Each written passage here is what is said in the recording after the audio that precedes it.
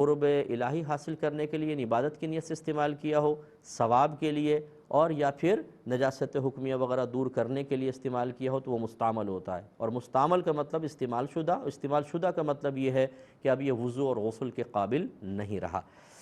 ایک انہوں نے کہا کہ کسی نے سنت مؤکدہ کو سنت غیر مؤکدہ کی طرح پڑھ لیا تو کیا حکم ہوگا؟ پہلے تو یہ سمجھ لیجئے کہ ان دونوں میں فرق کیا ہے، جو بچی پوچھنا چاہ رہی ہے اس کو معلوم ہے یہ، پھر انہوں نے کویسچن جان بوجھ کے کیا ہوگا، لیکن چلیں میں بہرحال کر لیجئے گا کویسچن، میں ویسے ہی کہہ رہا ہوں۔ سنت مؤکدہ جو ہے یہ فرض کی طرح پڑھی جاتی ہے کہ پہلی رکعت میں ثنا ہوگی، تیسرے میں نہیں ہوگی، اور 2 رکعت کے بعد صرف التحیات پڑھیں گے اور اس کے بعد مزید آگے کچھ نہ پڑھیں۔ لیکن غیر مؤکدہ کے اندر پہلی اور تیسری میں ثنا پڑھی جاتی ہے، اور قاعدہ اولیٰ میں یعنی التحیات کے بعد درود شریف بھی پڑھا جاتا ہے۔ اب اگر کسی نے مؤکدہ کو غیر مؤکدہ کی طرح پڑھ لیا تو اس کا یہی ہوگا کہ یا تو پہلی اور تیسری میں ثنا پڑھی ہے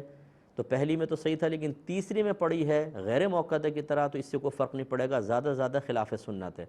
لیکن اگر 2 رکعت میں بیٹھنے کے بعد التحیات کے بعد درود پاک بھی پڑھ لیا تو یہ اگر فرض میں بھی آپ پڑھ لیتی تو آخر میں سجدہ سہو لازم آتا، تو اس میں بھی سجدہ